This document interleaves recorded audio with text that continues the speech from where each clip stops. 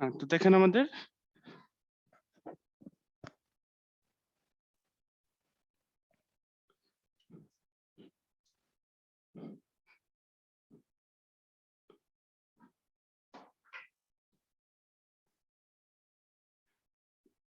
IRR, internal rate of return.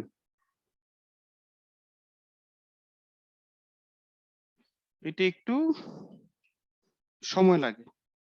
এটা হচ্ছে আমাদের, আপনাকে একটা রেট বের করতে হবে, রেট দেওয়া থাকবে না। অন্য সবগুলোতে যেমন একটা ডিসকাউন্ট রেট দেওয়া থাকে, আপনি প্রেজেন্ট ভ্যালু ফিউচার ভ্যালু বের করেন। আর এখানে এমন একটা রেট বের করতে হবে যার ফলে আমাদের প্রেজেন্ট ভ্যালু আর ফিউচার ভ্যালু সমান হয়, সেই রেটটা কত।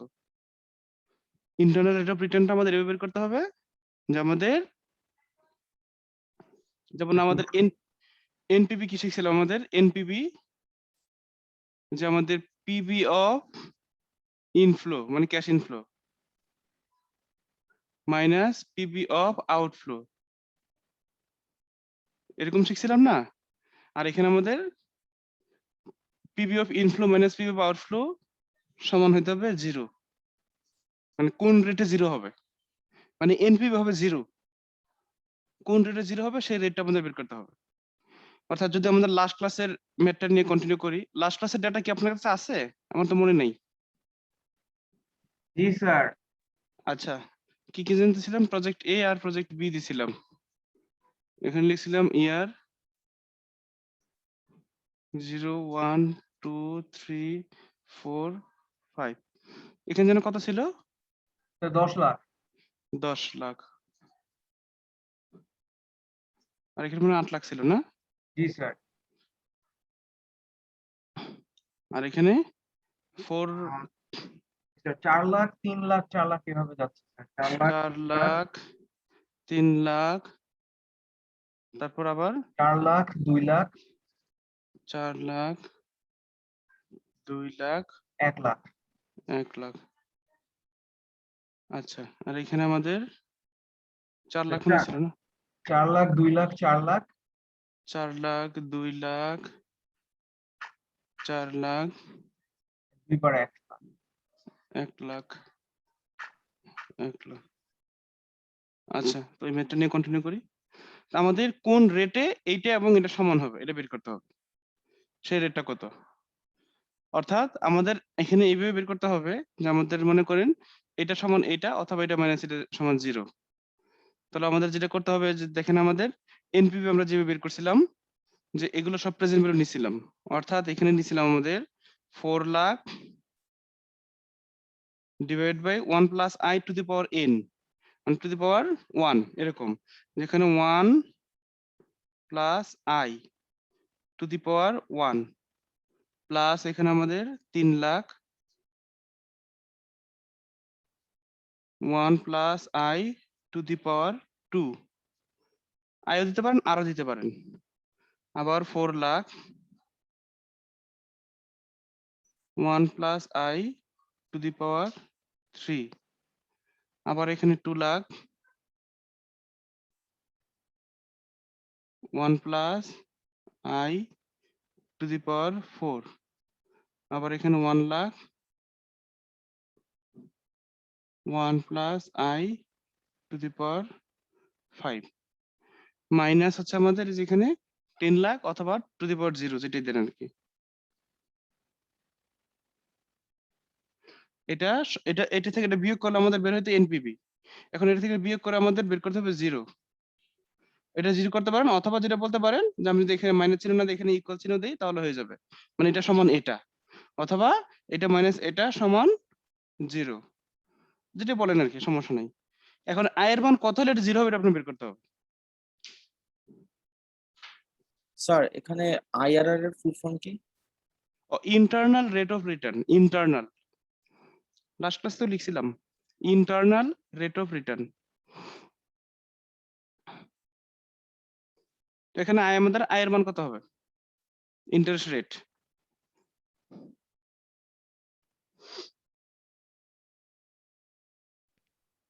এটা তো বের করা ঝামেলা বেশি। বহু ঝামেলা। এটাকে বলা হয় ট্রায়াল এন্ড এরর মেথড। মানে আমাদের যে ফাইন্যান্সে যেগুলো বলা হয় আর কি, ট্রায়াল অ্যান্ড এরর, মানে আপনি ট্রাই করবেন আর ভুল হবে, ট্রাই করবেন আর ভুল হবে, একসময় ভুল হইতে তো মিলে যাবে। এটাকে যেটা করতে হবে, আপনাকে বিভিন্ন রেট দিয়ে যাচাই করতে হবে, তারপর কাছাকাছি কোনো একটা রেট পাওয়া গেলে তার সাথে কম্পেয়ার করে একটা ফিগার নিয়ে আসতে হবে। এক্স্যাক্টলি তো হবে না, মানে এক্স্যাক্টলি হইতে হলে আমাদের অনেক চেষ্টা করতে হবে। আপনি একটা কাজ করেন, এটাকে একটা যেমন ইসের আমরা একটা 10% একটা 12% একটা এরকম কতগুলো পার্সেন্টে দেখেন যে কোথায় কাছাকাছি কোথায় আসে। একটা সাইন্টিফিক ক্যালকুলেটরে আপনি হাতে নিয়ে করেন, এভাবে করতে গেলে অনেক সময় লাগবে। লিখেন 4 lakh divide by 1.10 to the power 1, মানে 10% ধরে করেন, একটা 12% ধরে করেন।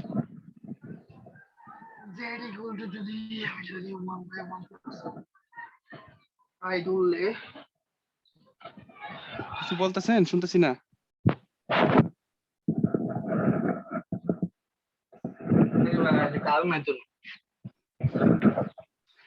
যদি এটা 10% ধরে করেন তাহলে কি দাঁড়ায়, যদি বলি 10% at i সমান 10%, i যদি 10% হয় তাহলে এটার মান কত হয়? সবাইকে একটু স্যার, মিউট আমাদের করে দিলে সবাইকে ভালো হয় মিউট স্যার। করে দিলে ভালো হয় স্যার।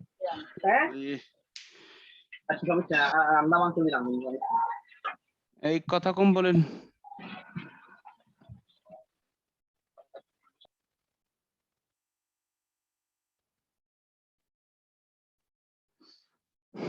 আচ্ছা, তো দেখেন আমাদের 10% হলে কি আসে?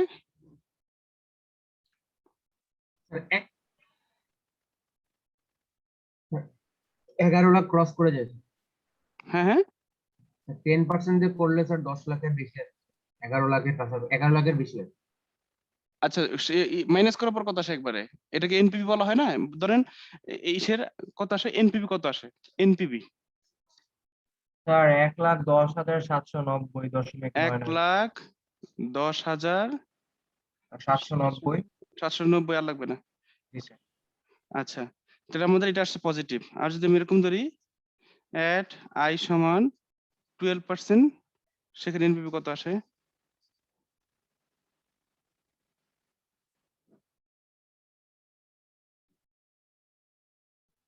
স্যার 64,859, 64,859। 59। আচ্ছা, তাহলে 15% ধরেন তো। স্যার 15 তো মিলে স্যার, প্রায় কাছাকাছি চলে আসে। হ্যাঁ হ্যাঁ হ্যাঁ, সেটাই করেন স্যার দেখি। 1744। 1744। এই তো, যদি 16% ধরি দেখি তো কত আসে।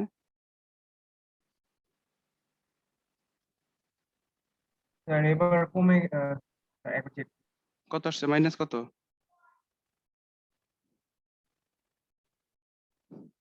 Two lakh almost. স্যার না স্যার, 1 লাখ। 17,809 ক্লিয়ার শোনা যাচ্ছে না, একটু বলেন। মাইনাস আসছে আর কি, মানে 17,890। 17,890 মাইনাস আসছে, তাই তো?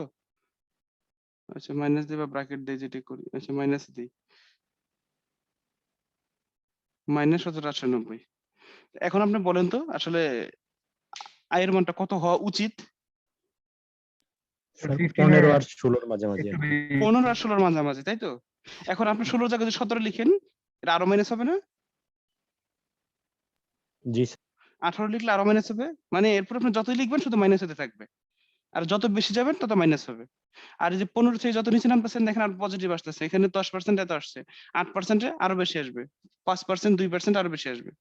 অর্থাৎ আমি বুঝতেছি যে 15-র নিচে নামা ঠিক হবে না, আর 16-র উপরে যাওয়া ঠিক হবে না। সো আমার আয়ের মান হবে কত, 15 এবং 16-এর মাঝামাঝি। এখন পরীক্ষায় যে আপনাকে এরকম ট্রায়াল করতে হবে, তো এতগুলো ট্রায়াল তো পরীক্ষা সম্ভব না। আপনি যে বুঝতে পারছেন সেটা বোঝার জন্য আপনি কি করবেন, একটা দুটো এক্সট্রিম ভ্যালু নিতে পারেন। ধরেন একটা 10%, একটা 20% নিলেন, এটা কিন্তু বুঝতেছেন যে 10 আর 20-এর মাঝখানে হবে। আপনি যত ক্লোজ গেছেন, যেমন 15 আর 16-এর মাঝখানে, এটা আপনি বুঝতে পারতেছেন, কারণ আস্তে আস্তে যাওয়ার ফলে এটা বুঝতেছেন। এখন আপনি যদি বলি 15.1 দিয়ে করেন, দেখবেন আরো কাছাকাছি আসবে। যদি বলে যে এখানে 15 পয়েন্ট ইসের 05 দিয়ে করেন, আরো কাছাকাছি আসবে, এরকম আর কি। যত কাছাকাছি আসবে ততই বেটার হবে। আচ্ছা, এখন সেটা ফ্যাক্ট না, ফ্যাক্ট হচ্ছে যে আমাদের এইভাবে ট্রাই করতে করতে একসময় মিলে যাবে, সেটা ঠিক আছে। তা আপনি যেটা করবেন, পরীক্ষায় এই দুটোর মাঝামাঝি কিছু একটা লিখবেন।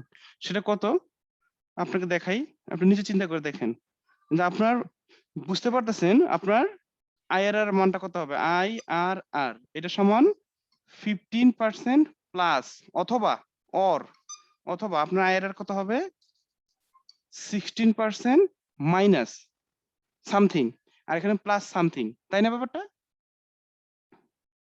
জি স্যার। এটা তো আপনি শিওর। এখন কথা হচ্ছে এই 1%-এর কারণে ডিফারেন্সটা কত হচ্ছে বলতে পারবেন? এই 1%-এর ফলে ডিফারেন্সটা কত হচ্ছে? প্রায় 16,000 টাকার মতো। না, 16,000 টাকার মতো না। 19,634। রাইট, সেটা ডিফারেন্স। আচ্ছা, ডিফারেন্স কাকে আচ্ছা। বলে? দুইটার দূরত্ব কতটুকু, একটা পজিটিভ একটা নেগেটিভ, দুইটাকে আপনি যোগ করলে কিন্তু ডিফারেন্স হবে না। 19,634।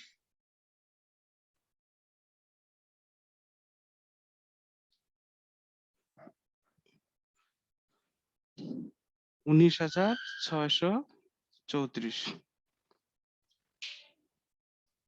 আচ্ছা, তো এখানে আমরা খেয়াল করি যে আমাদের এই 19,636 কিসের জন্য ডিফারেন্স? 1%-এর ফলে। তাহলে কত পার্সেন্ট আমরা এখানে দিব সেটা দেখলে হয়ে যাচ্ছে যে আমাদের 1%-এর কারণে এতটুকু ডিফারেন্স। তাহলে আমাদের কতটুকু ডিফারেন্স হচ্ছে, যেমন দেখেন এখানে যদি আমি এটা করি 15%-এর সাথে এই এতটুকু ডিফারেন্স আর এখান থেকে এতটুকু ডিফারেন্স, খেয়াল করে দেখেন 1744 ডিভাইডেড বাই কত 19,634, আর এখানে যদি দেই এখানে কি লিখবো 17,890 ডিভাইড বাই 19,634। ব্যাপারটা এরকম এরকম বলতে কি দেখেন যে আমাদের 19,634 কিসের জন্য আসছে 1% ডিফারেন্সের ফলে। তাহলে 1% ডিফারেন্সে কত আসে ঐকিক নিয়মে চলে যান আপনি, যে 1% পার্থক্য ইসের 19,634 টাকার ডিফারেন্স কত 1%। অতএব 1 টাকার ডিফারেন্স কত, এত পার্সেন্ট সমান এত, অতএব এত টাকার ডিফারেন্স কত, আপনার এত ডিফারেন্সটা বের করবেন অথবা এত ডিফারেন্সটা বের করবেন। দেখেন কত আসে 1744 ডিভাইড বাই 19,634 ভাগ করলে কত আসে পয়েন্ট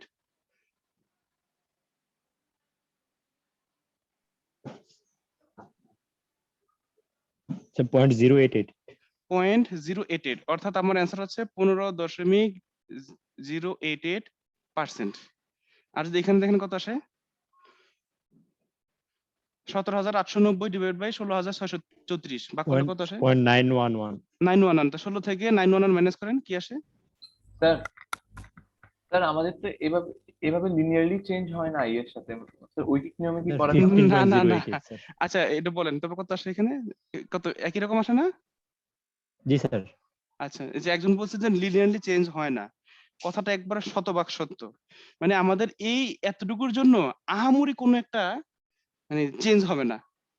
আপনি যেটা বলছেন সেটা ঠিক আছে, কিন্তু এর চেয়ে ভালো আর এক্স্যাক্টলি করা সম্ভব না আর কি। আপনি যেটা বলছেন সেটাও আমি বুঝতেছি যে লিনিয়ারিতে চেঞ্জ হবে না, এতটুকু পার্থক্যের জন্য অনেক চেঞ্জ হয়ে যেতে পারে।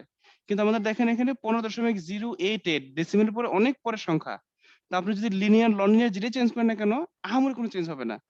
ইভেন আমি যে বললাম যে আপনার এখানে 15-16, আমাদের এক্স্যাক্টলি এইটাই যে অ্যান্সার হবে তা না, এর চেয়ে একটু এদিক সেদিক হইতে পারে, আমিও বুঝতেছি।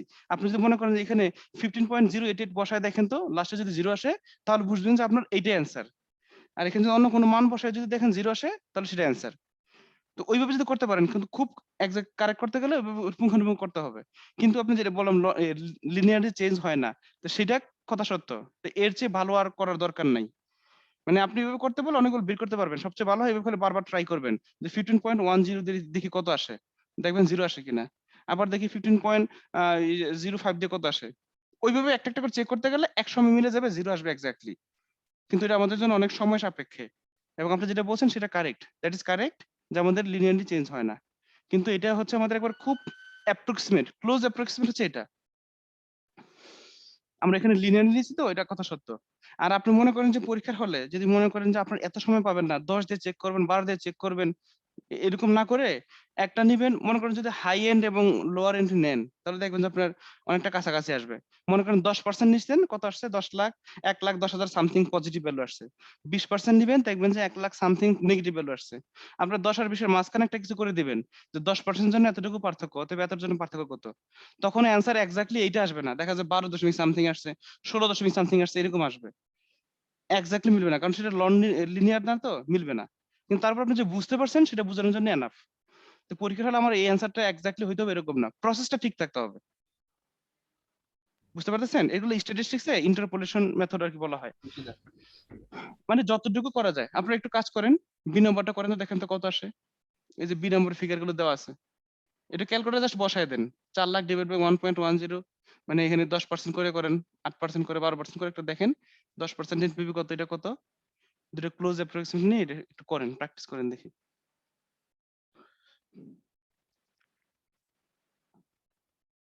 কি আমাকে আবার বুয়েট থেকে ফোন দিল কেন?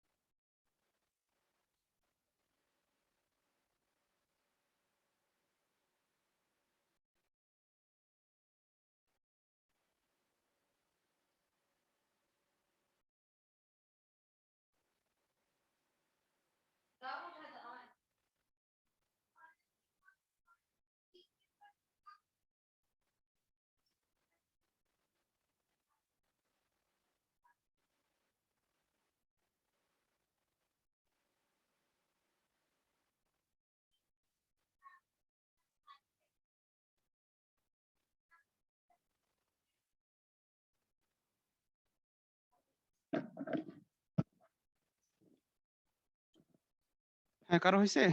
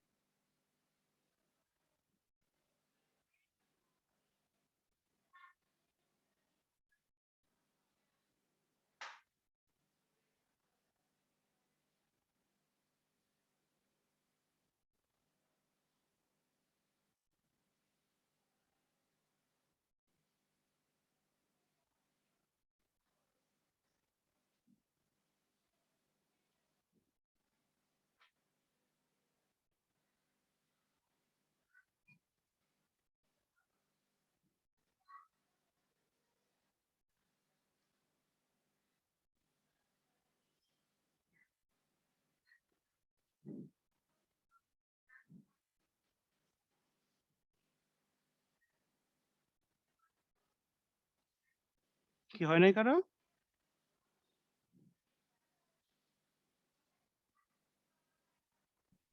হয়ে গেছে প্রায়। কত হইছে? স্যার একটু বাকি আছে স্যার, ও হয়ে গেছে আচ্ছা প্রায়। আচ্ছা, ঠিক আছে করেন। বুঝতে পারছি, একটু টাইম নেয় এটা আসলে।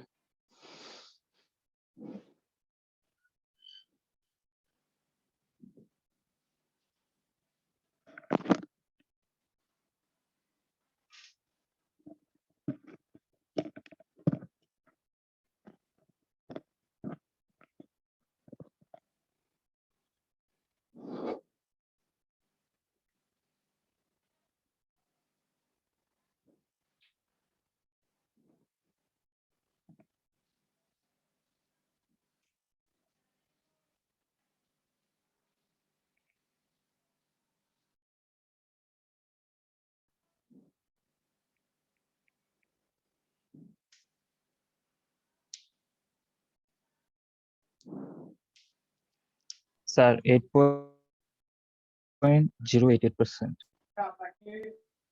কত? স্যার 8.088%।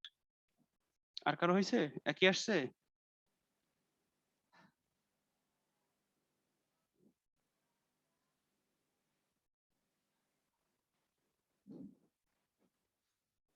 আর কেউ করছেন?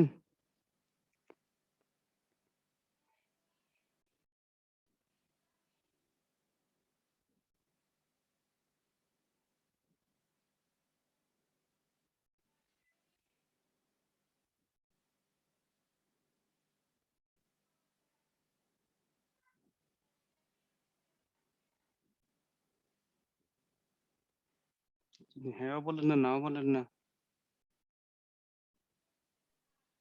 19% এর মতো আর কি, মানে স্যার 19 19.45%, স্যার 19.45। আচ্ছা, না ওইটাই বললাম আর কি। সিস্টেমটা একই। আপনি কত কত দূর করছিলেন? মানে 19 এ পজিটিভ আসে আর 20 তে নেগেটিভ আসে এরকম? জি স্যার, 19 এ পজিটিভ, 20 তে নেগেটিভ। জি স্যার। আচ্ছা, হ্যাঁ একটা পজিটিভ একটা নেগেটিভ আসলে বুঝবেন যে এর মাঝখানে কিছু একটা আছে। ইভেন আপনি যদি মনে করেন যে 15 আর 20 তারপরে কিন্তু এটা দেখা যাবে একটা পজিটিভ একটা নেগেটিভ। কিন্তু সেক্ষেত্রে বেশি অ্যাকুরেট হবে না। মানে যত ইসে যাওয়া যায়। আবার যদি মনে করেন যে 19.5 আর 20 এরকম যদি থাকে তখন আরো ক্লোজ অ্যান্সার হবে। আবার মনে করেন যে 19.5 আর 19.6 একটা পজিটিভ একটা নেগেটিভ তখন আরো ক্লোজ আসবে। যত যাওয়া যায় আরকি। যেহেতু নন লিনিয়ার। আচ্ছা, স্যার তাহলে আশা তাহলে করি স্যার হ্যাঁ। পরীক্ষাতে কতটুকু মিনিমাম যাব স্যার? আপনি যতটুকু কুলায়। এখন তো সম্ভব না। আমি পরীক্ষায় মানে চেষ্টা করি আইআরআর না দেওয়ার জন্য। কারণ এগুলোতে অনেক টাইম কিল করে। তারপরেও দিতে গেলে আপনি এত করবেন না। মানে একটা মোটামুটি ফিগার নিবেন। পরীক্ষা নরমালি এরকম হয় না যে 20% এর বেশি হবে এরকম কোন প্রজেক্ট হয় না বাস মানে ইমপ্র্যাকটিক্যাল। তারপরেও থাকতে পারে এক্সট্রিম কেস। মানে নরমালি যেগুলো থাকে অ্যান্সার গুলো 10, 11, 12, 13 এরকম একটা পার্সেন্ট থাকে। তো আমরা যেটা করছি আমরা তো না বুঝে একটা ফিগার ধরছি এখানে তাই 90 20 কিছু আসছে। পরীক্ষা যেগুলো থাকবে রিয়ালিস্টিক থাকবে আরকি। তো যেগুলো আপনি মোটামুটি একটা 10%, একটা 12%, একটা 15% মানে একটা ধরে রাখতে পারেন যে 10 একটা 20 একটা ধরলে মোটামুটি দেখবেন একটা পজিটিভ নেগেটিভ আসছে। তারপর এগুলো খাতায় লিখার আগে যদি সময় সুযোগ পাওয়া যায় আপনি এটা ক্যালকুলেটর করে দেখবেন। পজিটিভ আসে কাছাকাছি। মনে করেন যে 12% দিছেন, দেখা গেছে আপনার পজিটিভ আসছে ১-২ হাজার টাকা। তাহলে বুঝবেন আর 13% যাওয়া দরকার নাই। 12% এ হয়ে যাক। মাত্র ২-১ হাজার টাকা যেহেতু এদিকে আসছে। আর যদি দেখেন 12% করে দেখছেন যে কয়েক লাখ টাকা আসছে, তাহলে বুঝবেন যে না এটা 12% এটা বেশি হয়ে যাচ্ছে, হয়ে যাচ্ছে। আপনাকে আরো 15% দেওয়া দরকার বা 16% দেওয়া দরকার। এটা একটু কিছু ২ একটা করলেই বোঝা যায়। চেষ্টা করবেন আরকি যতদূর করা যায়। প্রসেসটা ঠিক রাখবেন সেটা হচ্ছে মূল কথা। অ্যান্সারটা যাই হোক না কেন। Answer may be different but process should be same. আচ্ছা। যাই হোক তাহলে আমাদের সর্বশেষ আরেকটা আছে MIRR modified internal rate of return. এখন এটার মধ্যে একটা প্রবলেম আছে। এইজন্য এটাকে একটা মডিফাই করা হয়েছে। এটার মধ্যে প্রবলেমটা কি? একটা প্রবলেম তো আছে যে আমাদের ক্যালকুলেশন সমস্যা। কিন্তু সেটা কোনো প্রবলেম না। কারণ এখন অনেক বিজনেস ক্যালকুলেটর বের হইছে। বিজনেস ক্যালকুলেটরে এগুলো দিয়ে দিলে অটোমেটিক্যালি আইআরআর বের করে দিবে। মানে আপনার এগুলো ক্যালকুলেট করতে হবে না। অনেক সিস্টেম বের হইছে। তো এটা এখন প্রবলেম না। প্রবলেম হচ্ছে দেখেন আমাদের এই যে এখানে যে এনপিভি সমান 0 হচ্ছে, মানে এই যে এই যে এই টাকা থেকে ইনভেস্ট করতেছেন দেখেন আমাদের এখানে আইআরআর যেটা বের হচ্ছে। আপনার যেখানে আইআরআর একটা বের হইছিল, কত বের হইছিল? এই যে 15.6 0.88%, তাই না? এটা এটা এটা কি বের হয়েছিল? এই যে এইটা যে বলা হয় ইন্টারনাল রেট অফ রিটার্ন, এটার মিনিংটা কি? এই যে প্রত্যেকটা ফিগার দেখতেছেন এখানে আই আই আই, মানে আপনি যেই টাকাটা বিনিয়োগ করতেছেন সেটা এই রেটে বিনিয়োগ করা হচ্ছে। তো সেই রেটটা কিন্তু আপনি আগে থাকতে বলতে পারতেছেন না, বের করার পরে বলতেছেন যে আমাদের এই রেটে বের হচ্ছে। কিছু এদিক সেদিক হয়ে গেলে আপনি মানে আগে থেকে এটাকে প্রিডিটারমাইন্ড না, এই রেটটা কত, মানে আপনি কোন রেটে আপনার ডিসকাউন্ট রেট কত সেটার সাথে আপনি কম্পেয়ার করতে পারতেছেন না। তবে আইআরআর এর ক্ষেত্রে যেটা হয়, না, আরেকটা ভালো কথা, আপনাদের যেটা আসল কথা বলতে ভুলে গেছি, যে কোন প্রজেক্ট আপনি চুজ করবেন কোন ক্ষেত্রে, আইআরআর যেটা বেশি সেটা ভালো নাকি যেটা কম সেটা ভালো? স্যার যেটা কম। কেন কম হলে কি হবে?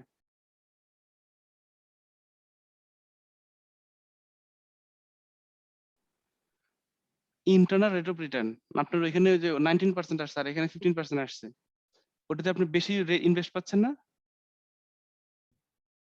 ওইখানে রেটটা বেশি পাচ্ছেন না প্রজেক্ট জি বিতে। স্যার। মানে আপনার টাকার ভ্যালুটা কিভাবে চেঞ্জ হচ্ছে এটা বুঝতে কষ্ট হচ্ছে। মানে টাকায় আপনি রেটে যদি চিন্তা করেন যে আপনার কোনটাই বেশি ভালো হচ্ছে, মানে আমি কোনটা বেশি কোন রেটে বেশি পাচ্ছি, আমাদের প্রজেক্ট বিতে পাচ্ছি 19 পয়েন্ট সামথিং রেটে আর এখানে 15 পয়েন্ট সামথিং। তো আমাদের এখানে বুঝেই যাচ্ছে যে আমাদের প্রজেক্ট বিটা বেশি ভালো। কেন ভালো? কারণ এটা আমাদের রিটার্নটা বেশি দিচ্ছে, পার্সেন্টেজটা বেশি, এই জন্য। তো এটা মানে চুজ করবেন, র্যাঙ্কিং ওইভাবে করতে হবে আর কি, যেটা রেট বেশি থাকবে সেটা নাম্বার 1, তারপর 2 নাম্বার, তারপর নাম্বার 3, এইভাবে আসবে। আর যেটা বলতেছিলাম আমাদের, যেমন আমাদের এনপিপির ক্ষেত্রে আপনি বুঝতেছেন যে ডিসকাউন্ট রেট কত, আপনার ডিসকাউন্ট রেট যেটা থাকে সেটা হচ্ছে মনে করেন ইসের 5% বা 8% আছে। এখন এনপিপি যেমন পজিটিভ আসলে তখন আপনি মনে করেন আমি এটা চুজ করব। ঠিক আইআরআর ক্ষেত্রে এটা আগে থাকতে ডিসকাউন্ট রেট জানা যায় না, মানে ডিসকাউন্ট রেট জানা যায়, জানলে কি হবে, কোন রেটে বিনিয়োগ করছেন সেটা আপনি বুঝতে পারতেছেন না, মানে এটা আপনি বের করার পরে তারপর এটা বুঝতে পারতেছেন। আপনি প্রজেক্টটা হাতে নিবেন কি নিবেন না এটা আপনার কিন্তু একবারে কার সাথে কম্পেয়ার করতে পারতেছেন না। তো এটা একটা লিমিটেশন থাকে আর কি। আর আরেকটা ব্যাপার হচ্ছে যে আইআরআর এর ক্ষেত্রে আমাদের যদি ডিসকাউন্ট রেট দেওয়া থাকে পরীক্ষার হলে, যেমন যেটা বেশি সেটা নিবেন। এখন কথা হচ্ছে আপনার ডিসকাউন্ট রেটই হচ্ছে 20% ধরেন, এখন 15% আর 19%, এর মধ্যে তো 19% বেশি ভালো, কিন্তু আপনার কস্ট যদি 20% হয় সেক্ষেত্রে আপনি কোনটা চুজ করবেন? ডিসকাউন্ট রেট মানে কিন্তু কস্ট রেট, মানে আপনার টাকা যদি এইগুলো প্রজেক্ট হাতানোর জন্য যেখান থেকে টাকাটা নেবেন সেটা রেট হচ্ছে 20%, মানে আপনার কস্ট 20% আর আপনার রিটার্ন কত, একটা 15% একটা 19%, তাহলে এক্ষেত্রে কি করব?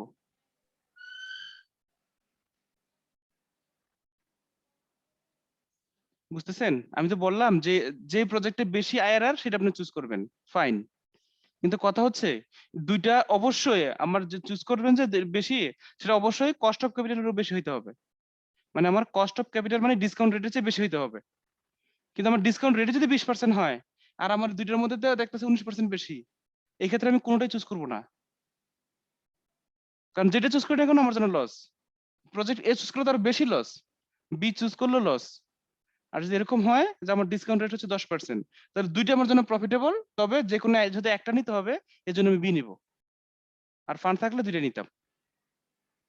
বুঝতেছেন? জি স্যার। জি স্যার, বুঝতে পারছি। আচ্ছা, আরেকবার বললে একটু ভালো হয়। কোনটা? ওই যে সিলেকশন ক্রাইটেরিয়া? না স্যার, এই যে ডিসকাউন্ট রেট 20% আর ইন্টারনাল রেট অফ রিটার্ন 19% হইলে লস হবে কেন? ইন্টারনাল রেটটা আসলে কি, এটা কি কোনো কস্ট না আপনার বেনিফিট, এটাকে চিন্তা করেন। আইআরআরটা আমাদের কি ইন্ডিকেট করে, এটা কি আপনি বেনিফিট এখান থেকে পাচ্ছেন না এই টাকায় দিচ্ছেন, কোনটা এটাকে বলেন। IRR, internal rate of return, এটা এটা কিসের ইন্ডিকেশন, এটা কি দিচ্ছে, কি বোঝাচ্ছে আমাদের, এখান থেকে আমি কি বেনিফিটটা পাচ্ছি? ইন্টারনাল রেট অফ রিটার্ন, যে আমার টাকাটা আসতেছে, যে টাকাটা আসতেছে আইআরআর, প্রজেক্ট এ আর প্রজেক্ট বি, এখানে আসছে কত 15% ধরেন আর এখানে 19% আসছে, এরকম আমার আর কিছু লিখলাম পয়েন্ট লিখলাম না। আর আপনার ডিসকাউন্ট রেট যদি বলা হয় বা কস্ট, কস্ট ধরেন 20%, এটা 20%। এখন এই ক্ষেত্রে আপনি কোনটা চুজ করবেন? এ চুজ করবেন না বি চুজ করবেন? Sir B sir. আমি কোনটা চুজ করব না, এটাও না এটাও না। আমি এটা চুজ করলে 1% লস, এটা চুজ করলে 5% লস। জি আর আমার যদি ডিসকাউন্টেড থাকতো 10%, তাহলে আমি কোনটা চুজ করতাম? স্যার, এখন বি স্যার। এখন আমি বি চুজ করব, কারণ এখানে আমার কস্ট হচ্ছে 10%, এখানে 10% কস্ট, আর এখানে 19% বেনিফিট, এখানে 15%। দুইটা আমার জন্য profitable, but project B is more profitable, এই জন্য দুটো এর বি চুজ করব। আর যদি আমার ক্যাপাসিটি থাকে দুইটা চুজ করার, যেহেতু 10% আর 15% 5% রিটার্ন পাচ্ছি, এবং এই টাকাটা আমার যদি অনেক টাকা হাতে থাকে এবং সেই টাকাটা অন্য কোথাও যদি এর চেয়ে বেশি বেনিফিট না পাই, 15% চেয়ে বেশি বেনিফিট না পাই, তাহলে আমি এখানে বিনিয়োগ করে দেবো। আমার কাছে যদি অ্যাভেলেবল টাকা থাকে, যেমন এটা হচ্ছে 8 লাখ টাকা, এটা লাগবে কত 10 লাখ টাকা, যেটা আমাদের ইসে দেখলাম ম্যাচ শুরু করার আগে, এখানে লাগবে 8 লাখ, এখানে লাগবে 10 লাখ, টোটাল কত 18 লাখ। আমার কাছে যদি 18 লাখ টাকা থাকে এবং সেটা যদি বিনিয়োগ করার অন্য কোনো ক্ষেত্র না না থাকে, এবং থাকলেও সেটার জন্য 15% বেশি যদি বেনিফিট না পাই, তাহলে আমি দুইটা প্রজেক্ট নিয়ে নেবো, দুইটাই আমার জন্য প্রফিটেবল। আর যদি বলা হয় যে কোনো একটা নিতে পারবো, তাহলে আমি এটা নেবো। আচ্ছা, আপনার কি এই প্রজেক্টের ক্যাটাগরি, এটা মনে হয় নাম শুনেন নাই, আমি অবশ্য বলিও নাই। একটা হচ্ছে মিউচুয়ালি এক্সক্লুসিভ প্রজেক্ট, আর একটা হচ্ছে ইন্ডিপেন্ডেন্ট প্রজেক্ট, নাম শুনছেন? না স্যার। না হলে তো আবার পরীক্ষা একটা পেস লাগবে। মিউচুয়ালি এক্সক্লুসিভ,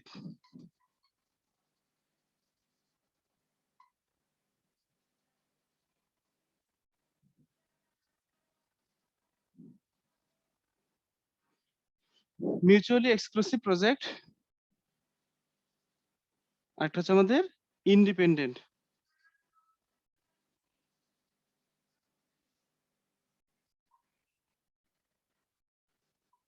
ইন্ডিপেন্ডেন্ট প্রজেক্ট মানে কারোর সাথে কোনো সম্পর্ক নাই, আপনার টাকা থাকলে দুটো নিতে পারেন, আপনার প্রফিট নাই একটা না নিতে পারেন, এটা হচ্ছে আপনার ইন্ডিপেন্ডেন্ট প্রজেক্ট, ইচ্ছা।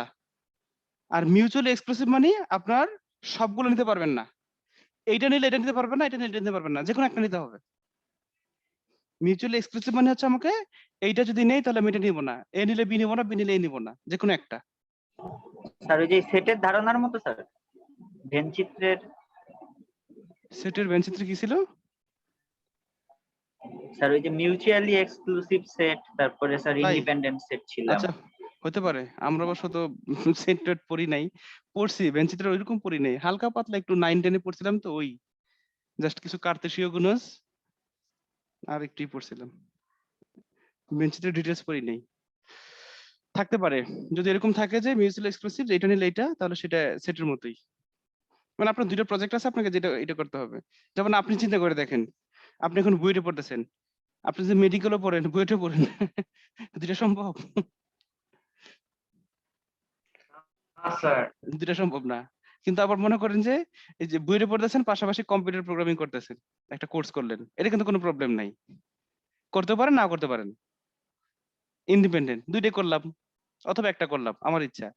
কিন্তু ডাক্তারিও পড়বো আবার ইঞ্জিনিয়ারিংও পড়বো, দুটাই কিন্তু পাশাপাশি সম্ভব না। হ্যাঁ, একটা করে শেষ করে যদি আরেকটা পারেন তো করেন গিয়ে, সেটা ভিন্ন কেস।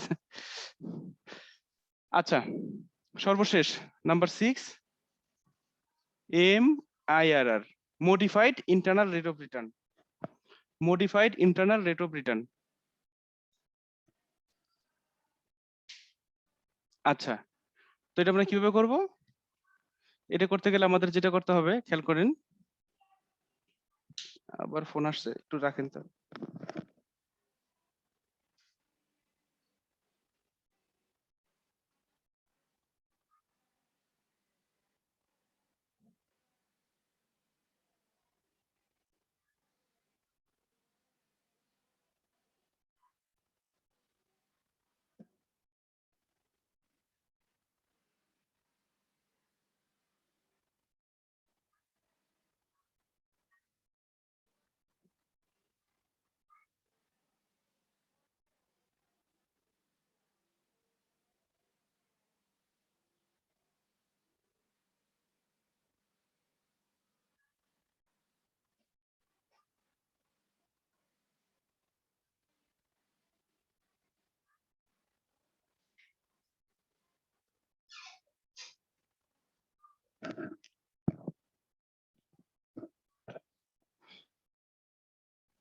আচ্ছা, তো যেটা বলতেছিলাম, MIRR, এটা যেভাবে করতে হয়, এম এর সমান হচ্ছে আমাদের nth রোড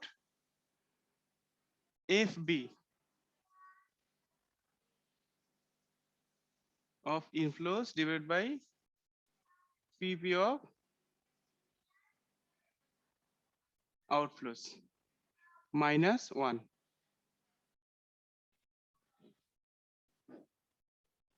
দেখেন এখানে ফিউচার ভ্যালু আর প্রেজেন্ট ভ্যালু দুইটাকে কনসিডার করতে হবে। মানে আমাদের এখানে এতদিন আমরা যেটা দেখলাম ইসের IRR, এনপিবি, profitability index, discounted, payback period সব ক্ষেত্রে আমরা প্রেজেন্ট ভ্যালুতে কনভার্ট করে নিয়ে এসেছি। এইটা একমাত্র যেটা যেখানে আমাদেরকে ফিউচার ভ্যালুতে ইঙ্গিত দিচ্ছে যে একটা ডিসকাউন্ট রেট দেওয়া থাকবে, সেই রেটে আমাদের এটা ফিউচার ভ্যালুতে কনভার্ট করতে হবে। তারপর সেটাকে আমাদের প্রেজেন্ট ভ্যালুতে ভাগ করে নেট রুট ওভার করে তারপর সেখান থেকে মাইনাস করে যেটা পাবো সেটা হচ্ছে আমাদের এমআইআর। যেমন আমরা যদি প্রজেক্ট এর কথা বলি, প্রজেক্ট এর কথা যদি আমরা বলি, দেখেন এখানে কি কি ছিল। এখানে আমাদের ছিল ইয়ার জিরোতে 0 1 2 3 4 5, এখানে ছিল আমাদের 10 লাখ মাইনাস ফিগার, 4 লাখ, 3 লাখ, 4 লাখ, 2 লাখ, 1 লাখ। আচ্ছা, ফিউচার ভ্যালু চিন্তা করে দেখেন, ফিউচার ভ্যালু বলতে কি বোঝানো হচ্ছে, এটাকে বোঝার চেষ্টা করেন। এইগুলো সবগুলো কি ফিউচার ভ্যালু না? জি স্যার। এগুলো সবগুলোই ফিউচার ভ্যালু, কিন্তু কোনটা কোন ফিউচার? এটা 1 বছর পরে ফিউচার, এটা 2 বছর পরে ফিউচার, এটা ইসের থার্ড ইয়ারের ফিউচার, ফোর্থ ইয়ারের ফিউচার, এটা ফিফথ ইয়ারের ফিউচার। অর্থাৎ এটা পঞ্চম বছরের শেষে পাবেন, 5 বছর পরে গিয়ে পাবেন, আর এটাকে 1 বছর পরে পাবেন, আর এটা পুরোটা হচ্ছে আমাদের প্রেজেন্ট ভ্যালু। তাহলে আমি যদি একবার মনে করেন পঞ্চম বছর শেষে ফুল টাকাটা পাই, তাহলে কোন টাকাটা পাবো? শুধু 1 লাখ টাকা পাবো? এগুলো যদি মনে করেন আমি উঠাইলাম না, টাকাগুলো রেখে দিলাম। যেমন এই প্রজেক্ট থেকে আমি আজকে 10 লাখ টাকা বিনিয়োগ করলে 1 বছর পরে পাচ্ছি কত টাকা? 4 লাখ টাকা। এই 4 লাখ টাকা আমি রেখে দিলাম, অথবা উঠিয়ে আমি ইউজ করলাম না, এটা ব্যাংকে রেখে দিলাম কোন একটা রেটে, এটা আমি রেখে দিলাম, এটা রেখে দিলাম, আমি হাত দিলাম না। তাহলে আমি এটা বেনিফিটে কি পাবো? ফিউচার ভ্যালু কত হবে? বুঝতে পারতেছেন? আপনার কাছে মনে হচ্ছে আমি টোটাল কত টাকা পাচ্ছি? সবগুলো যোগ করে দিলে যা হবে তাই হবে স্যার। টোটাল কত টোটাল কত হচ্ছে এখানে? 14 লাখ কত না? 11 14 লাখ, তাই না? নাকি? জি স্যার, 14 লাখ স্যার। 14 লাখ ছিল। আমি দিচ্ছি 10 লাখ, পাচ্ছি 14 লাখ। বাট 14 লাখ টাকা তো আমি এট টাইম পাচ্ছি না। এমন না যে আজকে 10 লাখ দিব, 5 বছর পর 14 লাখ পাবো। এরকম কি? ব্যাপারটা কি এরকম? না স্যার। যদি আমি 5 বছর পরে একসাথে পেতে চাইতাম, যে আমার টাকাটা একবারে পঞ্চম বছর শেষে দিন, তাহলে কত পাইতাম? আরো বেশি পাইতাম না কম পাইতাম বলেন তো? স্যার বেশি পাইতাম স্যার। আরো বেশি পাইতাম। স্যার বেশি পাইতাম। কেন বেশি পাইতাম? এই 4 লাখ টাকা আমি যদি 1 বছর পরে না নেই, সেটা আর ইউজ করে আমাকে পঞ্চম বছর শেষে দিবে। এই টাকাটা পঞ্চম বছর শেষে, এটা টাকার পঞ্চম বছর শেষে, এটা পঞ্চম বছর শেষে, এগুলো একটা ভ্যালু আছে না? এই টাকাটা আরো বেড়ে যাবে না? জি স্যার। ওইটা কত আসবে সেটা আমি জানতে চাচ্ছি। যেমন যেমন এইটা কোথায় আসতেছে মনে করেন আপনার, এইটা আপনার খাটতেছে মাত্র কত? একটা রেট ধরেন, ডিসকাউন্ট রেট। আমরা লাস্ট আছে ডিসকাউন্ট রেট কত ধরেছিলাম এনপিপির জন্য? ওইটা ইউজ করি 8%। 8% না, তার আমরা এখানে 8% ধরি। তাহলে কত আসবে দেখেন, যদি আমরা এখানে ভ্যালু ফ্যাক্টর দিয়ে গুণ করি, যে এখানে আমাদের ইনটু 1.08 টু দি পাওয়ার 0, খেয়াল করেন টু দি পাওয়ার 0 কেন? পঞ্চম বছর শেষে আমি টাকাটা পেয়ে যাব। আর into 1.08 to the power 1 into 1.08 to the power 2 into 1.08 to the power 3 into 1.08 to the power 4। দেখেন ব্যাপারটা কেমন হয়ে গেল, সম্পূর্ণ উল্টা চিত্র। এভাবে কিন্তু করা হয় নাই, কারণ এতক্ষণ আমরা যেছিলাম যেখানে 1 ছিল সেখানে পাওয়ার 1 দিছিলাম, 2 থাকলে 2 দিছিলাম, আর এখানে সম্পূর্ণ উল্টোটা আসতেছে। কি কারণে উল্টোটা আসতেছে? এই টাকাটা আমি পঞ্চম বছর শেষেই পাবো, পঞ্চম বছর শেষে। সো এটা টাকাটা এখানে কিছু গুণ দেওয়া যা না দেওয়া তা, এই জন্য এখানে টু দি পাওয়ার 0 দিলাম, কারণ পঞ্চম বছর শেষে এটা কোনো সংখ্যা থাকবে না। এই টাকাটা কোনো রিইনভেস্ট করা যাবে না, এই টাকাটা পুরো টাকাটাই পাবো। কিন্তু চতুর্থ বছর শেষে আমি 2 লাখ টাকা পাইতাম, সেই টাকাটা যদি আমি রেখে দিতাম আর 1 বছর খাটানো যাইতো, পঞ্চম বছর শেষে আমি টাকাটা পাবো। যে থার্ড ইয়ারে পাওয়া তো 4 লাখ টাকা, সেই টাকাটা আমি যদি পঞ্চম বছর নিতে চাই তাহলে সেই টাকাটা 2 বছর সে আর ইনভেস্ট করবে। আর যে আমি সেকেন্ড ইয়ার যে টাকাটা পাইতাম 3 লাখ টাকা, সেই টাকাটা আমি আরো 3 বছর ইউজ করলে পঞ্চম বছর শেষে পাবো। আর 1 বছর পরে পাইতাম 4 লাখ টাকা, মানে আজকে আমি টাকা দিচ্ছি কত, 10 লাখ, 1 বছর পরে পাবো কত, 4 লাখ। কিন্তু 1 বছর পরে আমি টাকাটা নিতে চাচ্ছি না, অথবা নিলেও ব্যাংকে রেখে দিছি, সেই টাকাটা আমি তাহলে কবে পাবো, পঞ্চম বছর শেষে একবারে পেতে চাই। তাহলে সেই টাকাটা কি করবে, আরো 4 বছর খাটবে না, টাকাটা ইনভেস্ট করা হবে না? বুঝতে চাচ্ছ কোন জি কনসেপ্ট? স্যার। তাহলে এখানে কত আসে ফিগারটা দেখেন, এখানে কিন্তু গুণ চিহ্ন, ভাগ চিহ্ন না। ওই যে বলছিলাম ফিউচার ভ্যালু কিভাবে বের করে, ফিউচার ভ্যালু হচ্ছে আমাদের present value into 1 plus i to the power n, আর প্রেজেন্ট ভ্যালু সমান উল্টাটা, ভাগ করলে যেটা আসে।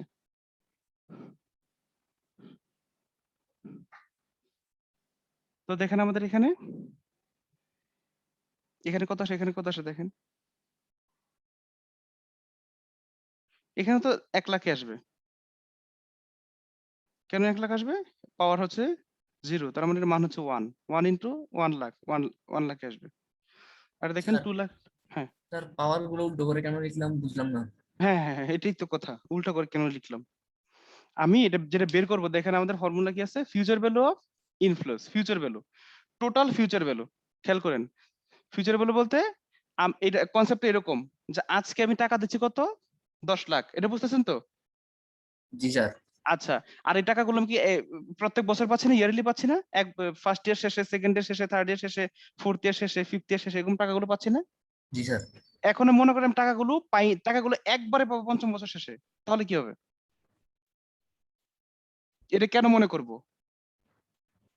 এখন আমি যদি প্রত্যেক বছর করে পাই, প্রত্যেক বছর যদি টাকা খেয়ে ফেলি, তাহলে তো আর জিনিসটা কতটুকু প্রফিটেবল বোঝা হলো না।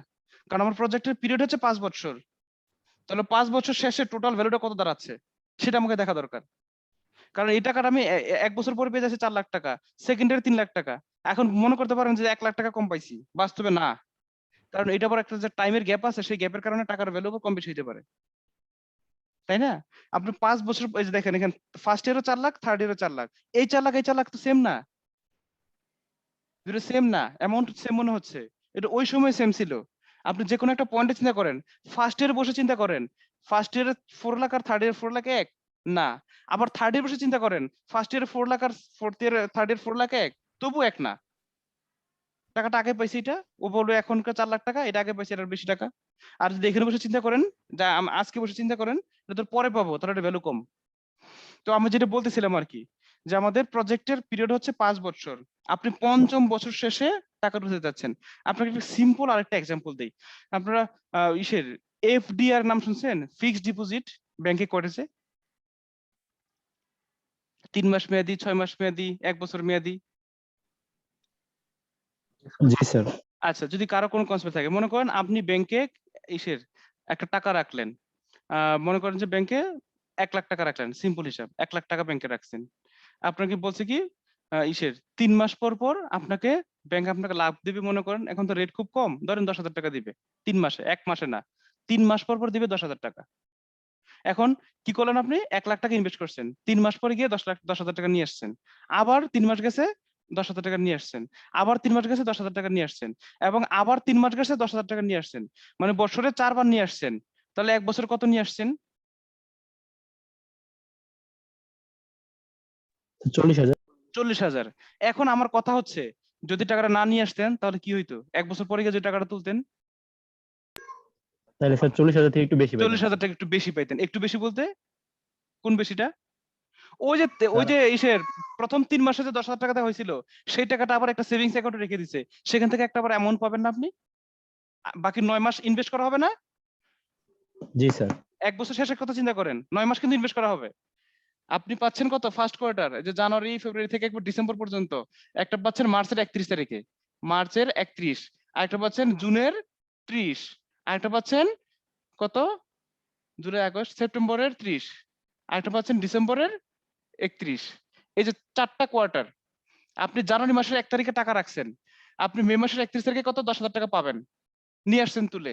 জুন মাসের 30 তারিখে 10,000 টাকা পাবেন, টাকা তুলে নিয়ে আসছেন। সেপ্টেম্বর 30 তারিখে 10,000 টাকা পাবেন, নিয়ে আসছেন।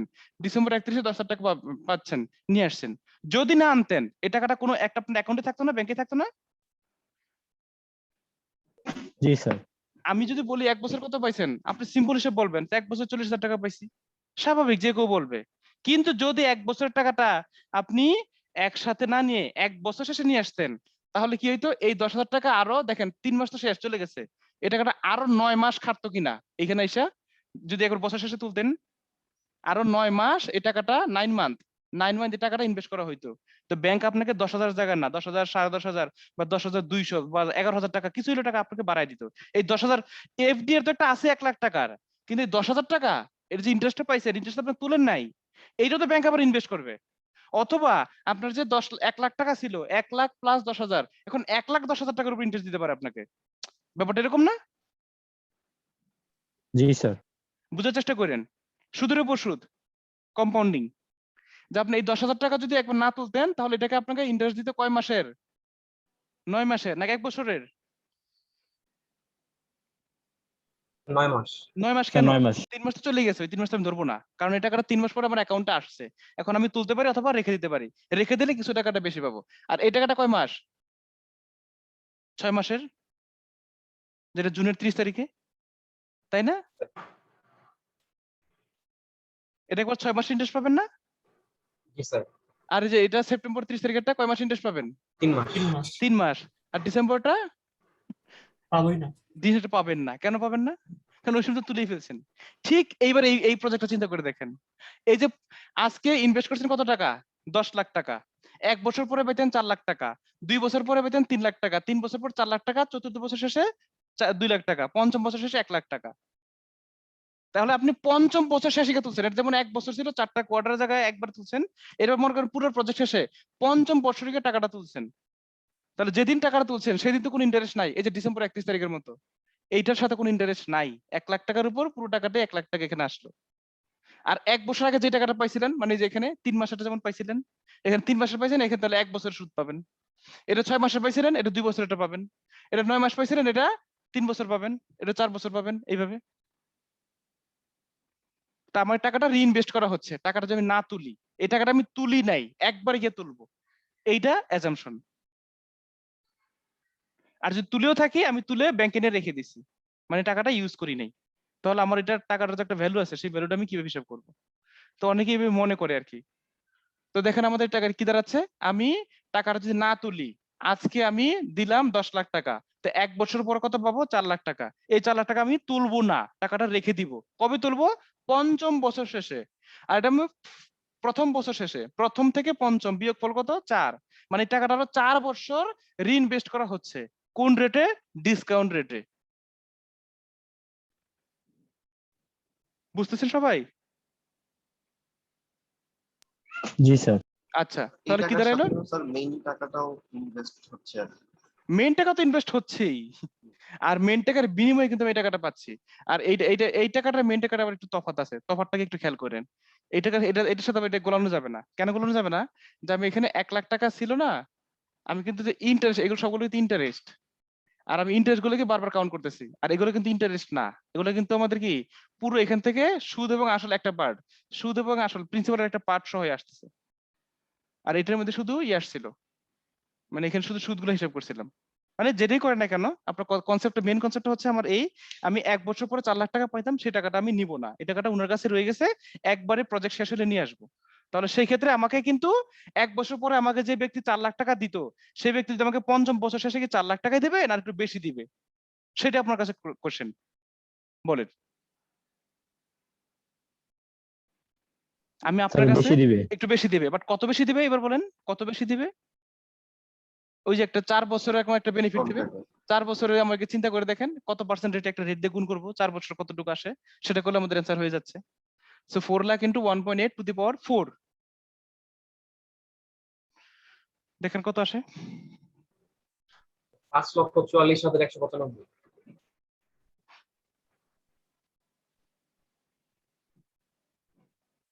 5,44,197।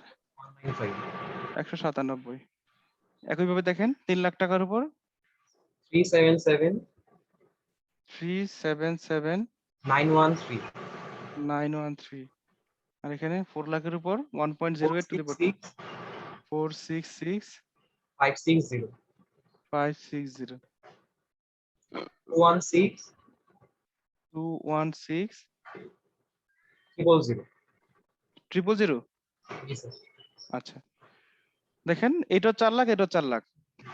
এই 4 লাখ আজ 1 বছর পরে এর মূল্য হচ্ছে 4 লাখ, কিন্তু 5 বছর পরে এর মূল্য হচ্ছে কত? 5,44,000। এখানে 4 লাখ, এটা 3 বছর পরে 4 লাখের মূল্য হচ্ছে 4 লাখ, কিন্তু পঞ্চম বছরে এর মূল্য হচ্ছে 4,66,000 টাকা। এবার সব যোগ করেন, ফিউচার ভ্যালু গুলো কত আসে? মানে আপনি ম্যাচ ওনার কাছ থেকে এত টাকা বুঝে নিবেন। 170 170 4668 4668। আচ্ছা, 17,04,000 এত টাকা। আপনি কিন্তু পাইছিলেন কত? 14 লাখ টাকা। আপনি 14 লাখ টাকা কিন্তু পঞ্চম বছর ব্যাপী পাইছেন, 5 বছর ব্যাপী পাইছেন টাকাটা। কিন্তু টাকাটা যদি আপনি একবারে পাইতেন তাহলে এত টাকাটা পাইতেন। এখন আপনি জাস্ট করতে পারেন, দেখেন কত আসে। 17,04,668 ডিভাইড বাই প্রেজেন্ট ভ্যালু কত? 10 মিলিয়ন, মানে 1 মিলিয়ন বা 10 লাখ। আর এখানে এন এর থ্রুট, এন মানে কত? এখানে 5 -1 এটা দিতে পারেন, অথবা এন এর থ্রুট দিতে পারেন। আর এটা আমরা তো জানি এটা করা যায়। রুটের মান হচ্ছে হাফ, তো 1/5।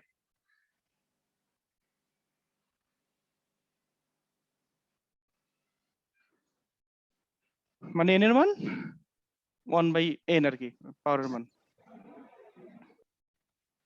দেখেন কত আসে এখানে। .1126 স্যার এখানে এন এর মান কত হবে স্যার এটা বুঝতে পারিনি।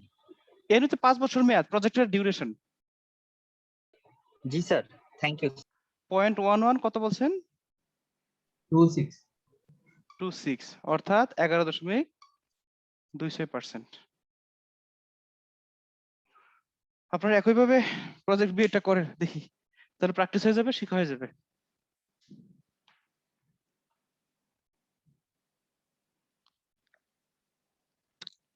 স্যার এরপর একটা ক্লাস টেস্ট আছে স্যার। ওই দিন না ক্লাস টেস্ট ছিল একটা? জি স্যার, আজকে আবার স্যার, স্যার। আজকেও একটা আছে। জি স্যার, আজকেও একটা আছে স্যার। অনেক সময় আছে তো, 12:40। বি নাম্বারটা করে ফেলেন, তাহলে তো হয়ে যাচ্ছে। আপনি ইজিলি করে ফেলতে পারবেন, ক্যালকুলেটরে করে ফেলতে পারবেন, খাতা না করলেও। সেটা কিভাবে? প্রথম বছর 4 লাখ, তো 4 lakh into 1.08 to the power 4, তারপরটা কত? 2 লাখ। তো 2 লাখ ইন্টু 1 পয়েন্ট, ওই যে প্লাস চিহ্ন দিবেন, ওটা দেওয়ার পরে তারপর দিবেন 2 lakh into 1.08 to the power 3, তারপর প্লাস চিহ্ন দিবেন। তারপর কত? 4 লাখ আসছে, 4 lakh into 1.08 to the power 2, তারপর সে কত আমাদের? 1 lakh. 1 lakh into 1.08 to the power 1 দেওয়া দরকার নাই, 1.08 দিয়ে চলবে। তারপর প্লাস হচ্ছে আবার 1 লাখ, তো টোটালটা বের হয়ে গেল। যেটা বের হবে সেটাকে ভাগ করবেন 8 লাখ দিয়ে, প্রেজেন্ট ভ্যালু। তারপর এটাকে রুট ওভার করে দেন ওই ইসের এন এর রুট -1। স্যার হুম। আপনি বলেছেন যে ম্যাডামের সাথে কথা বলে আমাদেরকে অ্যাসাইনমেন্ট দিবেন। হুম। বন্ধের আগে স্যার লাস্ট ক্লাস আপনার যদি একটা অ্যাসাইনমেন্ট দিয়ে দিতেন, বন্ধের ভিতরে আমরা দিয়ে দিতাম। লাস্ট ক্লাস তো আজকে না, বুধবার তো একটা ক্লাস আছে, ম্যাডাম তো নিবে না। ওই যে আমাদের একবার বুধবারই দিই, একটা টপিক পরে নিয়ে একবার, আরেকটা টপিক বাকি আছে আপনাদের, রেলিভেন্ট কস্টিং, ম্যাডাম বলছে আর কি। জি স্যার।